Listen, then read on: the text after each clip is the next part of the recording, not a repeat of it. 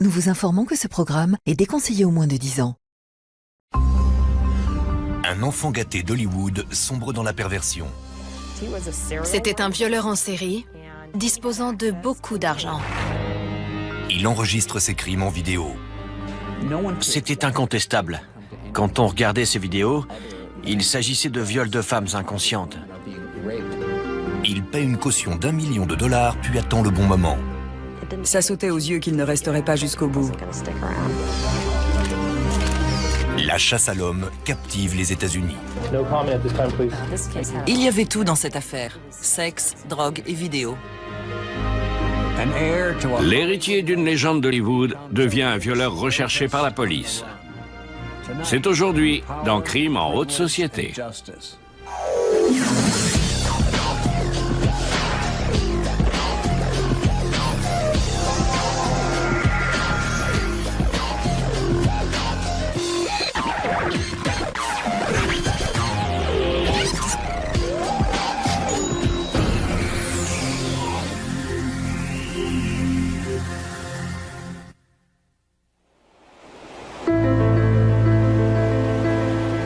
Muscle Shoals, dans le sud de la Californie. Un petit coin de paradis avec une vue imprenable sur l'océan Pacifique.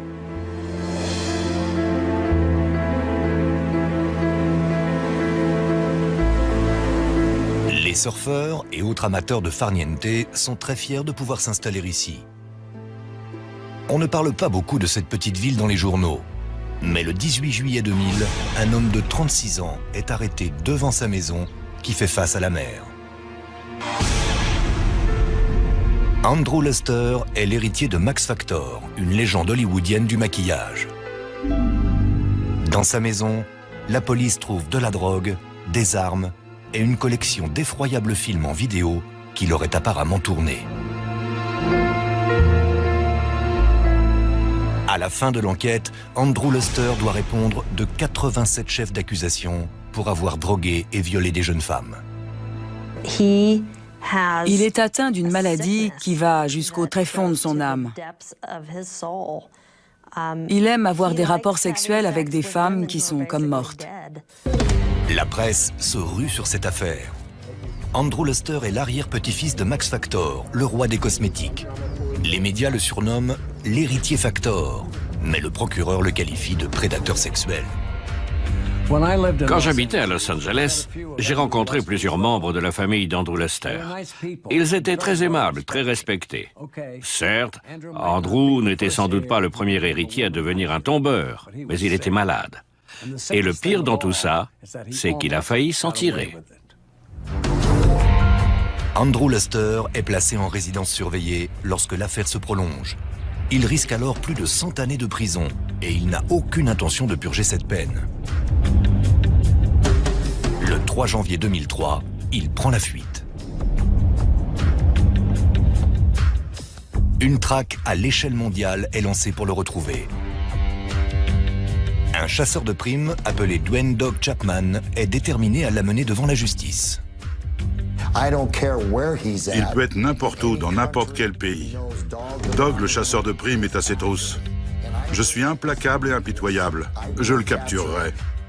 Dwayne Chapman cherche à tout savoir sur Andrew Luster. On consacre tout notre temps, toutes nos journées à Andrew Luster. 3 semaines après le début de son procès, Andrew Luster est condamné par contumace à 124 années de prison. We in the jury find the defendant guilty of the crime of rape by use of drugs. Dans son éducation, Luster n'a pas vraiment appris à fuir devant les autorités. Andrew Luster est né dans une famille riche. C'est l'arrière-petit-fils de Max Factor, fondateur d'un empire des cosmétiques.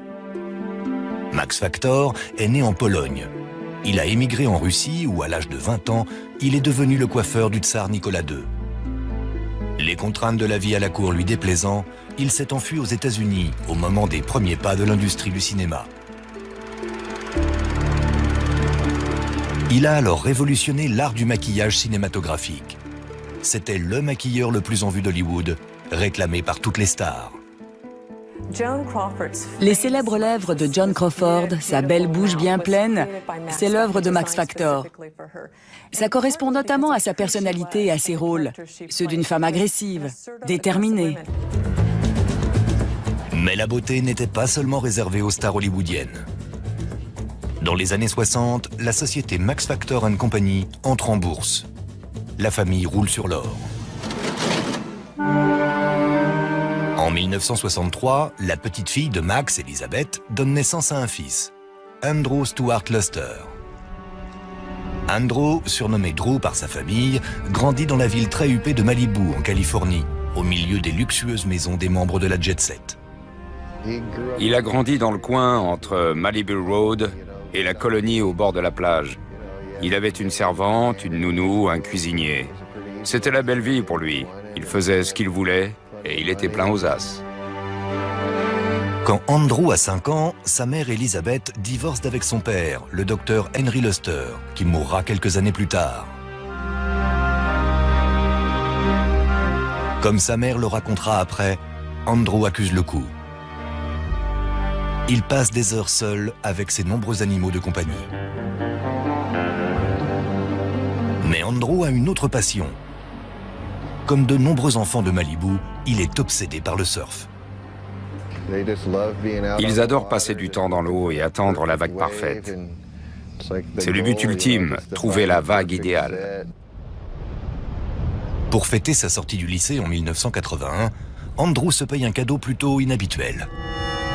Une maison en bord de mer pour lui tout seul, à Muscle Shoals. Muscle Shoals était une véritable communauté entre Ventura et Santa Barbara. C'est le paradis des surfeurs. Quand on se réveille le matin, on a l'océan devant les yeux. Luster suit ensuite quelques cours à la fac, mais il abandonne avant d'obtenir un diplôme. Après tout, il n'a pas besoin de travailler ni de grandir. Il sait pourtant à quoi il veut occuper sa vie. Il passait ses journées au soleil, sur les vagues. Et puis il allait nager, boire de la bière et draguer.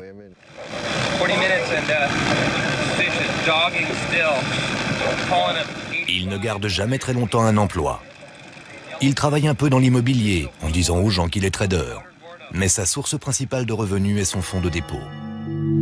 Grâce à son argent, il s'achète une deuxième résidence. Un appartement dans la ville de pêche de Cabo San Lucas au Mexique. C'est un pêcheur hors pair qui adore se pavaner devant les caméras avec une canne à pêche.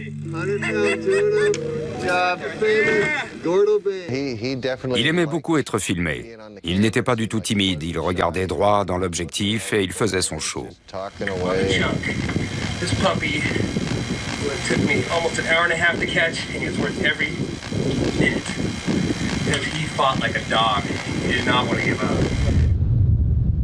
C'était le paradis pour Luster. Il se rend tout seul à Cabo plusieurs fois par an pour surfer et pêcher à loisir. Mais autre chose l'attire dans cette ville. Son intense vie nocturne. Cabo Wabo, Squid Row, le Giggling Marlin, ça ce sont des endroits qui bougent. Les filles y vont pour se détendre, les garçons vont à la pêche aux poissons la journée et le soir à la pêche aux filles. Au début des années 90, Luster est dans une relation stable avec une femme. Ils ont 2 enfants ensemble, mais ils ne sont pas mariés. Luster a à peine plus de 30 ans et le mariage ne l'intéresse pas. C'est un solitaire qui a encore envie de continuer à jouer.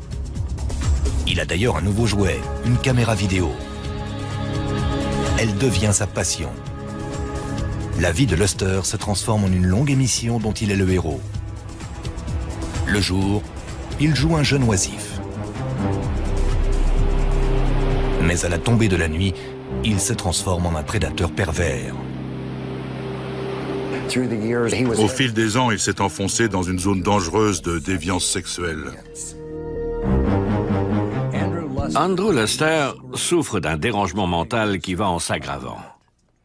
Ses perversions et son sens de l'impunité forment un cocktail explosif. Peu à peu, il se transforme en monstre.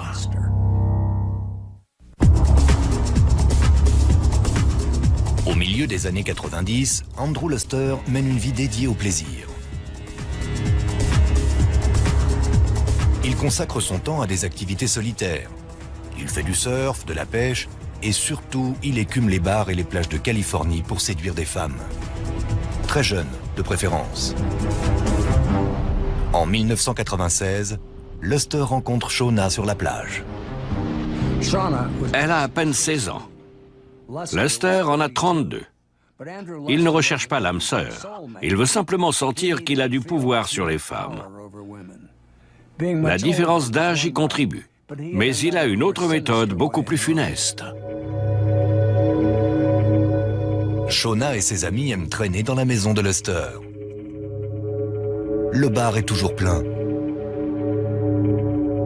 Mais il n'y a pas que de l'alcool chez lui. Il y a aussi de la marijuana, de la cocaïne et une autre drogue qui commence seulement à se répandre, le GHB. Son nom scientifique est gamma-hydroxybutyrate et l'un de ses surnoms est Liquidex. C'est un sédatif qui, selon les doses, peut avoir des effets différents. Certains disent que c'est un aphrodisiaque en petite quantité, mais à forte dose, on parle plutôt de vertige, de perte de la notion du temps. On peut aussi oublier les détails de la soirée, et ça peut même rendre inconscient.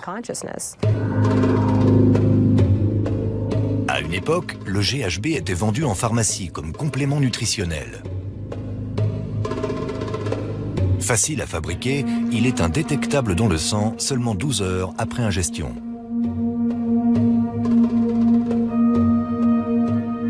Un soir, alors que Shauna est chez lui, Luster verse du GHB dans le verre de la jeune fille sans qu'elle s'en aperçoive.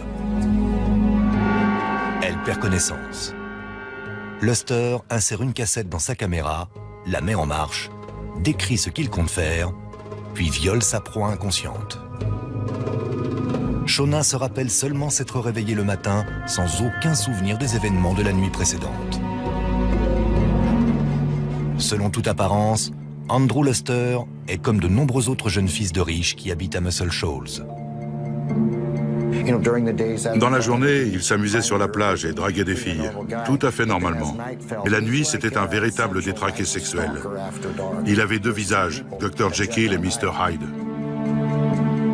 Un soir, dans un bar de Santa Barbara, Luster rencontre Tonya. Elle a 23 ans. Elle l'accompagne chez lui, où il lui propose du GHB, prétendument pour la détendre. Pendant qu'elle est inconsciente, il la viole et filme son forfait. Andrew Luster était un prédateur sexuel de sang-froid. Son terrain de chasse privilégié, c'était les bars du centre-ville, les bars d'étudiants de Santa Barbara. Il s'efforçait de s'habiller comme les jeunes, de parler comme eux. Vers minuit, le 14 juillet 2000, Luster se rend au O'Malley's, un bar dans State Street à Santa Barbara. Il y rencontre Carrie, étudiante à l'Université de Californie. Il fait chaud. Luster tend un verre à la jeune fille, additionné de GHB. Ensuite, tout se met à tourner. Peu après, elle se retrouve dans le 4x4 de Luster, en route vers Muscle Shoals. Sitôt dans la maison, Luster redonne un verre à Carrie. Elle se sent mal et demande ce qu'il y a dedans. Il répond « du Liquidex ». La jeune fille s'évanouit. Pendant qu'elle est inconsciente, Luster la viole. Le lendemain matin, elle se réveille dans le lit de Luster, nue. Pendant 3 jours, elle ressasse mentalement l'horrible expérience qu'elle pense avoir vécue. Puis elle appelle la police. Elle ne se souvenait pas de tout par ordre chronologique. Elle se souvenait seulement de morceaux épars. Elle savait qu'elle avait été agressée sexuellement. Elle était très perturbée émotionnellement. Ça faisait 3 jours que ça lui trottait dans la tête. C'est extrêmement difficile d'aller au poste de police et de raconter qu'on a été violé. L'agent Melissa Smith écoute la jeune étudiante en détresse pendant plusieurs heures. Je croyais ce qu'elle me disait. Mais je me demandais aussi comment j'allais convaincre le public, un jury, de la véracité de ces dires. Melissa Smith demande à Carrie d'appeler Luster. On s'était installés dans une pièce et j'écoutais leur conversation. Je lui avais demandé de dire qu'elle s'était bien amusée et qu'elle avait envie de le revoir. Dude, what did you put in my drink? Liquid X. Liquid X? Yeah. Is that the same as GHB? Because like I've done ecstasy before and like it wasn't exactly the same. Like it was fun, but It's good though. do you have any more of that left? Yeah. You do? Should do so. Totally. Yeah. You don't have to drug me to have sex with me this time, okay? Okay. Il a complètement mordu à l'hameçon. Il lui a proposé qu'elle aille chez lui le lendemain, ce qui était exactement ce que nous voulions. À l'heure du rendez-vous, c'est la police qui vient chez Luster, pas Carrie. Les autorités sont là pour l'arrêter, muni d'un mandat de perquisition de son domicile. Il était sous le choc. Il n'arrêtait pas de répéter « Hey, j'habite ici, il y a erreur sur la personne ». Je crois qu'il a été pris au dépourvu. Les enquêteurs savent qu'ils tiennent leur homme. Ils pensent trouver des preuves chez Andrew Lester, mais ne s'attendent pas aux effroyables cassettes vidéo sur lesquelles ils tombent.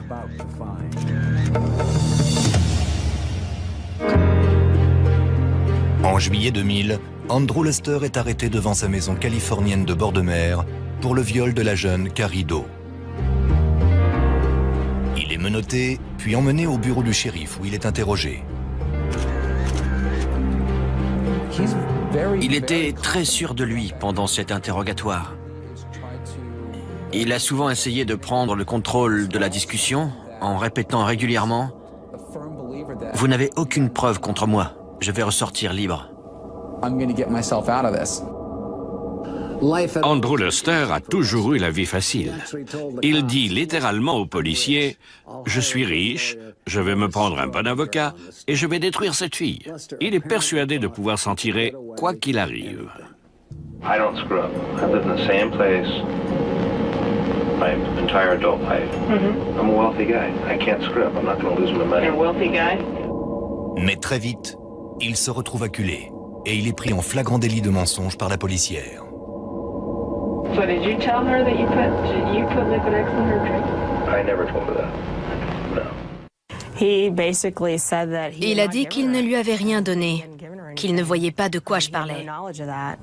Un peu plus tard, je lui ai dit que j'avais entendu la conversation qu'il avait eue avec Carrie la veille.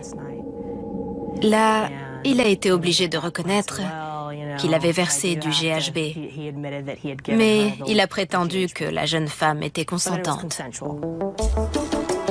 Pendant que Luster est interrogé, les enquêteurs fouillent sa maison de Muscle Shoals.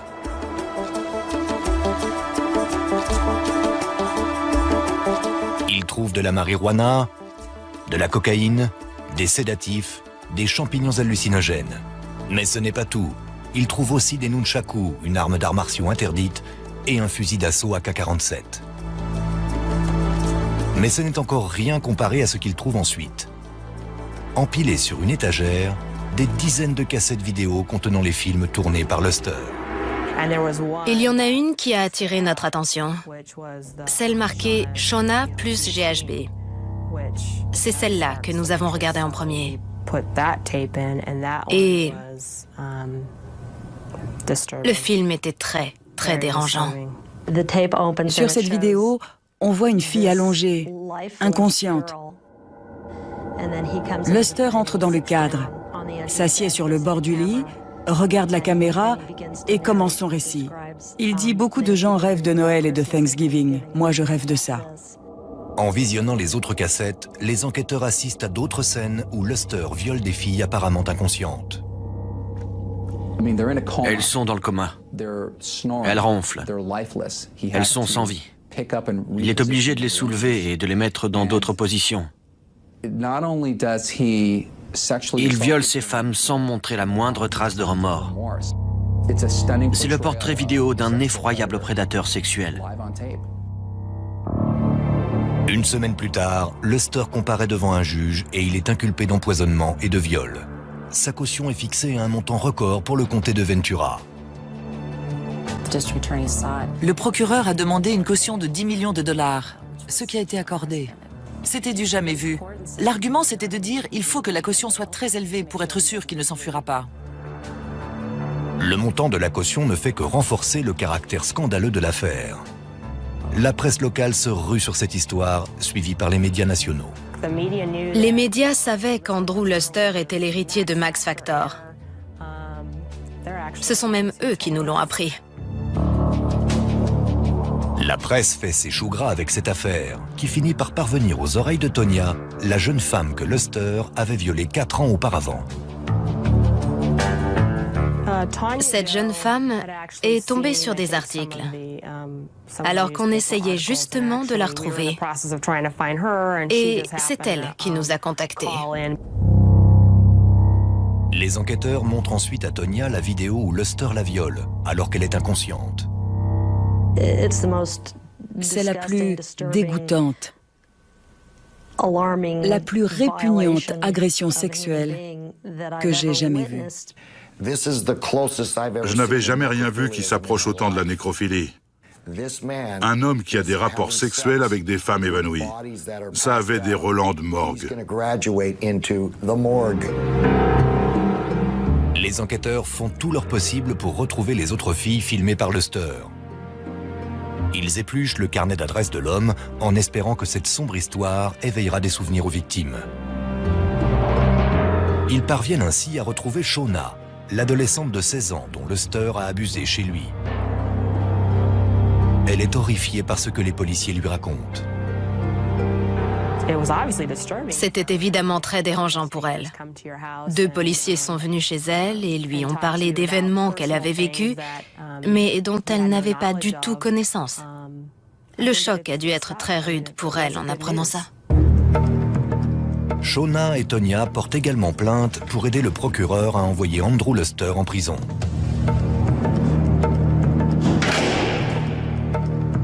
Entrez dans la cellule.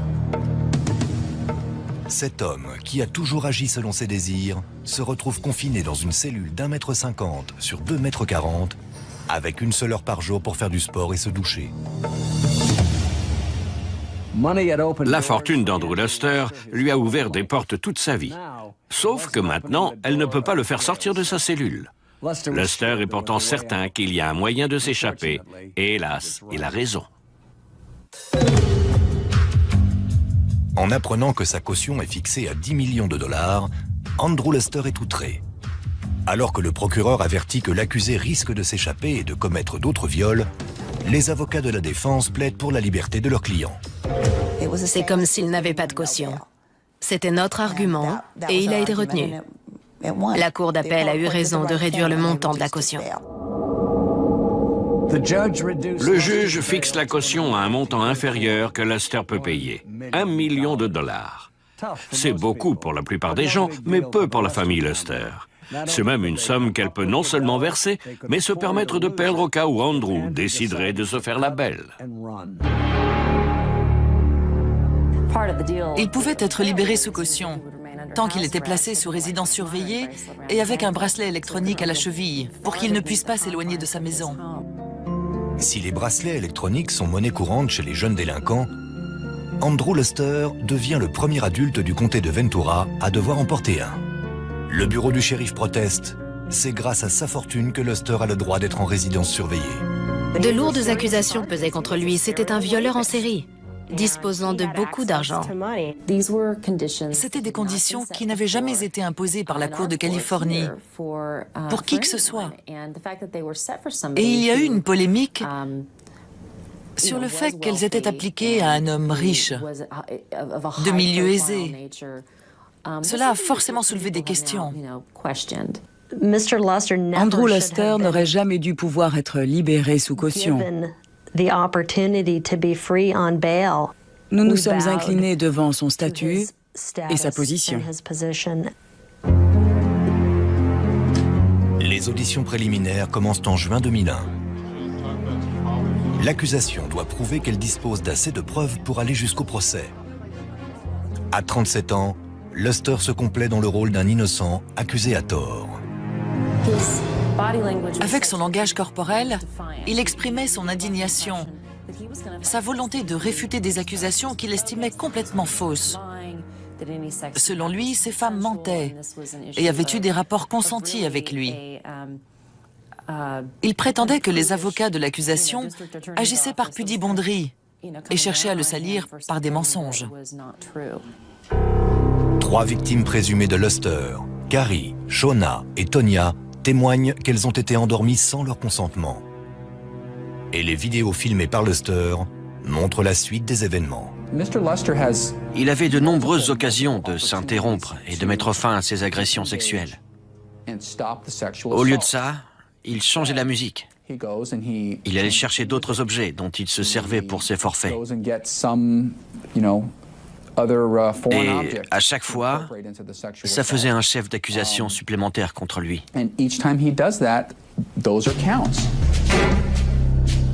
Les preuves sont écrasantes. Le juge ordonne que Luster soit jugé pour empoisonnement, viol, possession d'armes et agression sexuelle. Au total, 87 chefs d'accusation. Chacun d'eux est passible d'une peine de prison. S'il est condamné, Andrew Luster risque plus de 100 années d'incarcération. Cependant, grâce à sa fortune, il peut se permettre d'engager des ténors du barreau. En l'occurrence, Roger Diamond, un avocat réputé de Los Angeles, et Kiana Sloan-Hillier comme assistante. Dès le début, Diamond cherche l'affrontement contre l'accusation. Les médias boivent ses paroles. This trial would have been held a long time ago had the DA allowed discovery. La défense voulait que le procès se règle dans les médias, alors que nous voulions qu'il se déroule dans une salle d'audience. C'est là que doivent se passer les procès, pas en une des journaux, ni aux infos télévisées. Le juge est d'accord et ordonne une interdiction de publication, pour la défense comme pour l'accusation. Aucune des deux parties n'a le droit de parler à la presse. La défense accumule ensuite les demandes de report du procès. Les avocats de Luster affirment également que le comté de Ventura complote contre leurs clients. Nous étions persuadés qu'il y avait un effort concerté et délibéré de nuire à Andrew et que tout le monde était impliqué là-dedans. Depuis l'accusation jusqu'au juge, en passant par le shérif. Leur stratégie est devenue « faisons le procès de tout le monde », celui de la police, de l'accusation, du système. Ils voulaient remettre en cause absolument tout, tant qu'on ne discutait plus de la culpabilité ou de l'innocence d'Andrew Luster. Selon la défense, les preuves clés, c'est-à-dire les cassettes où l'on voit Luster violer ses victimes, ont été modifiées. Sans voir les bandes originales, il leur serait donc impossible d'assurer la défense de l'accusé. Les cassettes qui ont été montrées au procès contenaient des versions retouchées des films d'Andrew. On avait notamment sous-titré ses paroles. Nous n'avons jamais vu les versions d'origine. Ils ont eu la possibilité d'accéder à ces cassettes, et ils ne l'ont jamais fait. Ils ont vu exactement les mêmes versions que nous. Les avocats de Luster affirment également que les femmes qui apparaissent dans les films ont eu des rapports sexuels consentis avec lui. Toutefois, cette stratégie ne peut plus aboutir suite à un arrêt de la Cour de Californie statuant qu'un homme n'a pas le droit d'avoir de rapports sexuels avec une femme inconsciente, même si elle a donné son consentement préalable. Les avocats de la défense doivent trouver une nouvelle tactique, ce qu'ils ne tardent pas à faire. Ils s'appuient sur Waves and Babes, un film érotique produit par Luster. La défense affirme que l'accusé a des ambitions de producteur de films X et que les victimes voulaient devenir actrices. Il voulait effectivement produire des films pornographiques. Il s'agissait de déterminer s'il s'agissait de viol ou de pornographie. En effet, un sous-genre des films X met en scène des femmes qui font semblant d'être inconscientes. En regardant ces cassettes, il était aussi difficile de conclure que c'était un film porno amateur que de dire que l'attentat contre les tours jumelles était un effet spécial de film hollywoodien. La tension entre les avocats renforce encore davantage le climat électrique du procès. L'un des avocats de la défense parlait du procureur et de ses laquais, ce genre de vocabulaire. Il y avait de l'animosité dans l'air. Le juge Ken Riley finit par en avoir assez. Il a crié à l'avocat de la défense, qui hurlait lui aussi, « Ce procès va avoir lieu, c'est irrévocable. Nous allons former le jury. »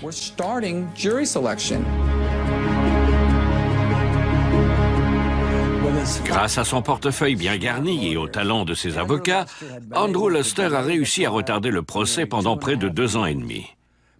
Mais l'heure de vérité est arrivée. On dirait qu'il va aller en prison, malgré son nom et sa fortune.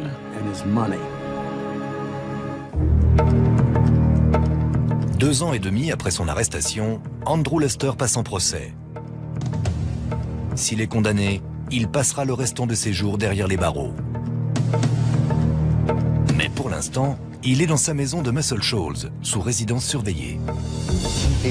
Il m'a appelé plusieurs fois, il était comme un animal en cage. Il avait envie de sortir, de faire du surf. Il disait que c'était seulement un coup monté et qu'il retrouverait sûrement bientôt les vagues. Les avocats de Luster demandent la suspension de sa résidence surveillée et le juge accepte. C'est inouï. Voilà un dangereux violeur quasiment libre de s'échapper, seulement retenu par un bracelet électronique. Quelle absurdité! Madame Fox m'a dit, « Je vous le prédis, vers le milieu du procès, il verra que c'est perdu et il prendra la fuite. » Je ne savais pas combien de temps ça prendrait, mais ça sautait aux yeux qu'il ne resterait pas jusqu'au bout. Dans la salle d'audience, Luster est visiblement très tendu. Il essayait de contrôler les déclarations de ses avocats. À chaque fois que Maître Diamond s'adressait au juge à propos de quelque chose, Luster lui chuchotait ses instructions à l'oreille. Il a beau se démener pour contrôler le déroulement du procès, il ne peut rien faire pour influer sur l'impact du témoignage des victimes, et tout particulièrement leur réaction lorsqu'elles ont vu les films où Luster les violait.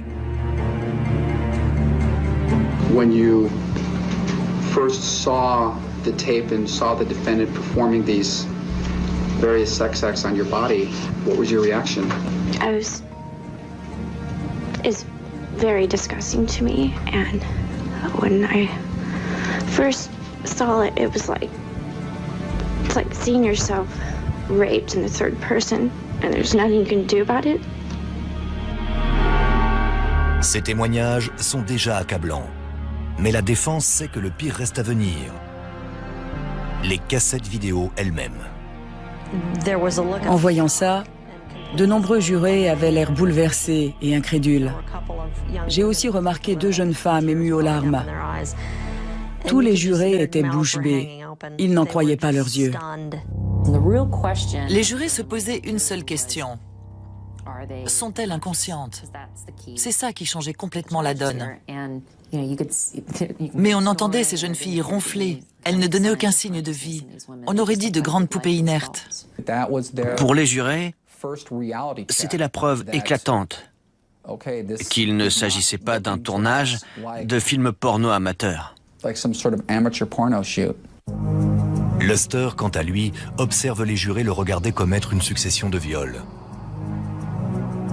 Pour toutes les personnes présentes, il apparaît évident que cet homme ira bientôt en prison.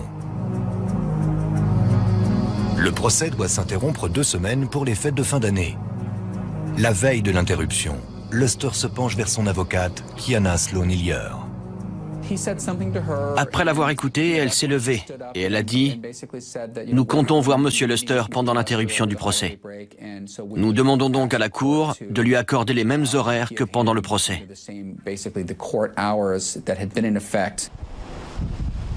La défense demande que pendant l'interruption du procès, Luster ait le droit de quitter son domicile 12 heures par jour. Anthony Wald est sorti de ses gonds et il s'est écrié « Vous ne pouvez pas faire ça, monsieur le juge.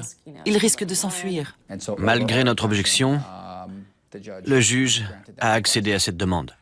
Pendant l'interruption, Luster se concerte avec ses avocats qui pressentent que la culpabilité va être prononcée et se prépare à faire appel du jugement.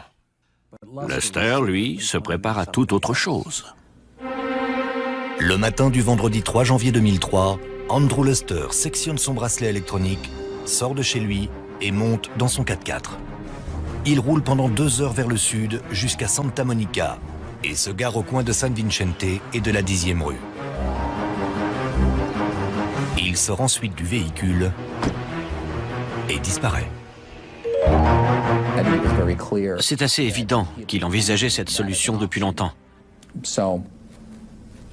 Il a bien vu que ça sentait le roussi. Les autorités se sont rendues compte de sa disparition à 20h30, alors qu'il était parti de chez lui à 8h du matin. Il avait beaucoup d'avance. Il pouvait déjà être très loin. En fouillant la maison de Luster, les enquêteurs s'aperçoivent que ses habits d'été, son chien et de précieux objets d'art indien n'y sont plus. Quelques jours plus tard, des mandats d'arrêt sont lancés contre Andrew Luster au niveau local et fédéral. En son absence, le procès reprend. Le lundi matin, à la place d'Andrew Luster, il y avait une chaise vide. Maître Diamond a dit que son client avait peut-être eu un accident de voiture et que son absence était sûrement explicable. Anthony Wald a répliqué aussi sec, et pourquoi pas un enlèvement par les extraterrestres tant qu'on y est. Il a fui, c'est tout. La disparition de Luster fait la une de tous les journaux californiens. Un homme s'intéresse tout particulièrement à cette affaire. Un chasseur de primes nommé Dwayne Dog Chapman. J'ai lu dans les journaux que Luster avait pris la fuite pendant le week-end, après s'être débarrassé de son bracelet électronique. Pour mon équipe et moi, ça a marqué le début de la traque. Dwayne Chapman est un sacré personnage. Il vient d'un monde totalement différent de celui de Luster. Il a grandi dans un milieu pauvre, a fait partie d'un gang de bikers et a fait de la prison au Texas. Le détraqué sexuel a désormais un chasseur de primes blond et coloré sur ses traces. Et notre histoire va devenir plus étrange encore. Le lundi 6 janvier, le procès pour viol d'Andrew Luster reprend, sans l'accuser. Cela fait 3 jours qu'il a complètement disparu. Il reste introuvable. I would tell Andrew Luster now, please return. It does not do any good to be away. Roger Diamond, l'avocat de Luster, demande à être retiré de l'affaire. Mais le juge refuse. L'avocat est en bien mauvaise position. Diamond essayait de défendre un client qui n'était pas là pour s'expliquer et qui ne pouvait pas se défendre. Il s'est démené pour défendre Andrew Luster.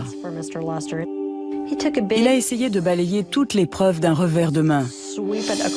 Grosso modo, il a traité les victimes de salopes et a dit au jury qu'elles ne méritaient pas d'être prises en considération. C'est à peu près ce qu'il a dit, même si ce n'est pas avec ces mots-là. Il a réellement dit que les plaintes de ces femmes n'étaient pas recevables, vu leur comportement. Toutefois, le jury ne le voit pas de cette façon. Andrew Stuart Luster, guilty of the crime of rape by use of drugs. Le 21 janvier, Andrew Luster est reconnu coupable de 86 des 87 chefs d'accusation, empoisonnement et viol. Il est condamné à 124 années de prison, sauf qu'il n'en effectuera pas une seule journée s'il n'est pas capturé. Le chasseur de primes, Doug Chapman, est déterminé à retrouver le fugitif. Je voulais qu'il redoute le moment où j'allais lui sauter dessus. J'étais prêt à tout pour l'avoir. Chapman est un évangéliste avec un penchant pour la publicité. Il dit que les crimes de Luster le dégoûtent, le mettent hors de lui. Il veut absolument capturer Luster. Les autorités de Californie et du pays traquent aussi Luster, grâce à une méthode éprouvée. Elles suivent l'argent à la trace. À tout moment, où qu'il soit, il fallait qu'il se demande si sa transaction allait être repérée par le FBI, le Trésor américain, les services secrets ou Interpol. Chapman, lui, ne vise pas l'argent. Il cible l'homme. On savait où il était allé, où il était susceptible d'aller. On connaissait sa personnalité, sa pointure. On savait s'il avait un jumeau ou des tatouages.